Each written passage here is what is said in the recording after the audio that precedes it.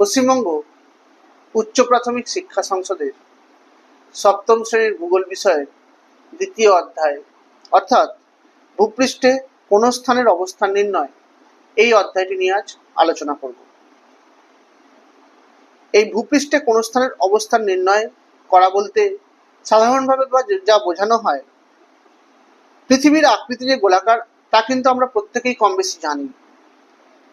এছাড়াও তোমাদের যে খেলার বল, মার্বেল বা গ্লোব, সেগুলোকেও পৃথিবীর একটা ক্ষুদ্র রূপ বলে ধরা যেতে পারে। আর ওই রকমেরই কোনো জিনিসের ওপর যদি কোনো একটা বিন্দুকে তুমি নাও এবং বিন্দুটা বল বা মার্বেলটার ঠিক কোথায় অবস্থিত, সেটা কিন্তু তুমি কখনোই বলতে পারবে না। পাড়ার বা গ্রাম বা অঞ্চলের বা শহরের কোনো বাড়ির ঠিকানা যদি জিজ্ঞেস করা হয়, তাহলে ঠিকানা কিন্তু খুব সহজেই বলতে পারা যায়। কিন্তু কেউ যদি সেই জায়গাটা পৃথিবীর ওপর ঠিক কোথায় অবস্থিত সে কথা জিজ্ঞেস করে, তাহলে কিন্তু কেউই সঠিকভাবে তা বলতে পারবে না। আর এই ধরনের সমস্যাগুলোকে দূর করার জন্যই প্রধানত এই কোন স্থানের অবস্থান নির্ণয় কিভাবে করতে হবে তা জানা প্রয়োজন।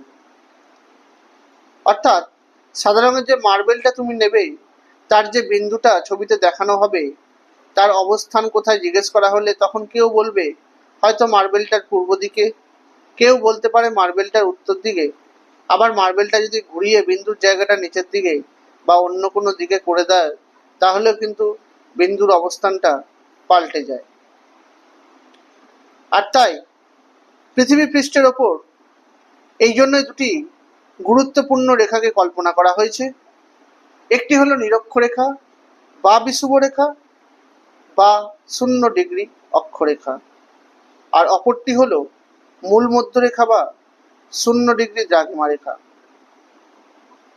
এই নিরক্ষরেখা পৃথিবীর ঠিক মাঝখান দিয়ে পূর্ব এবং পশ্চিম দিকে বিস্তার লাভ করেছে। নিরক্ষরেখা পৃথিবীকে সমান দুটি অংশে ভাগ করেছে। উত্তর অংশকে বলা হয় উত্তর গোলার্ধ এবং দক্ষিণের অংশকে দক্ষিণ গোলার্ধ। আর মূল মধ্যরেখাকে গ্রেটার লন্ডনের রয়্যাল গ্রিনিচ নামক স্থানের ওপর দিয়ে কল্পনা করা হয়েছে। মূল মধ্যরেখাও পৃথিবীকে দুটি সমান ভাগে ভাগ করেছে। পূর্বের অংশকে বলা হয় পূর্ব গোলার্ধ এবং পশ্চিমের অংশকে বলা হয় পশ্চিম গোলার্ধ।